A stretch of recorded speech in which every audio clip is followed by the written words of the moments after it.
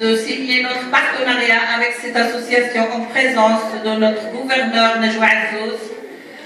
Et on était élus de travail de cette femme. Alors je vous la passe pour vous parler un peu de notre association.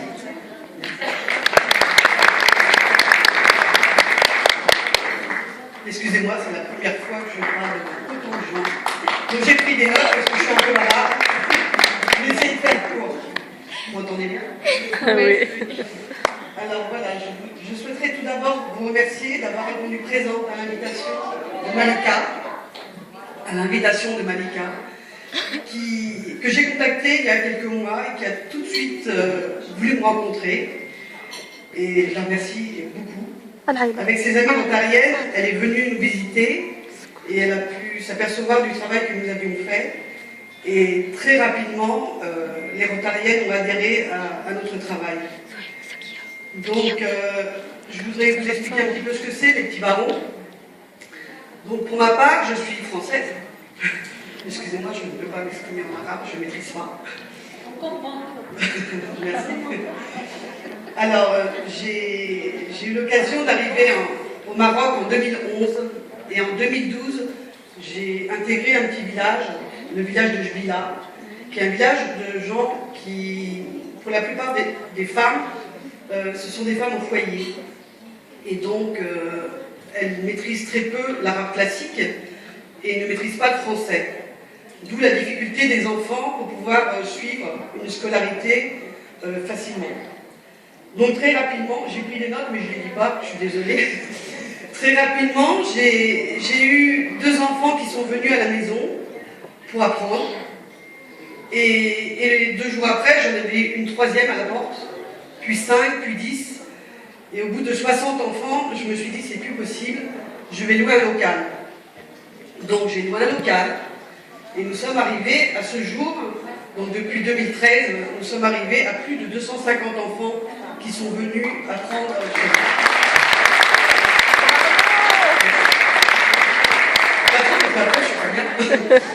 Donc quand je dis enfants, il n'y a pas seulement que des enfants. Des jeunes filles se sont jointes au groupe, des jeunes femmes. Donc aujourd'hui j'ai 4 jeunes filles avec moi, une jeune femme.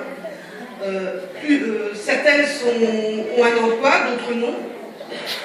Et donc depuis quelques mois, nous avons élargi un peu nos compétences, on va dire. Maintenant, nous faisons un peu de chant, nous faisons de l'informatique. Et donc là, je relis mes notes parce que je suis un petit peu perdue. Nous faisons de l'informatique. Et comme il a fallu, évidemment, pallier quelques frais, il a fallu malheureusement demander aux enfants une petite participation. Cette participation, je la voulais minime, puisque nous avons affaire à une population qui est très pauvre. Et donc, un enfant, pour vous donner un ordre d'idée, un enfant vient faire 8 heures de français dans le mois pour 30 dirhams. Certains gagnent plus souvent, donc donnent un peu plus d'argent. Et notre problème aujourd'hui, c'est que, pour ma part, je souhaiterais l'égalité des chances. C'est-à-dire que les enfants, plus ou moins pauvres, excusez-moi l'expression, puissent avoir les mêmes avantages. Donc c'est pour ça que j'avais contacté le Rotary, et ils ont tout de suite répondu présent. Et je les remercie vraiment.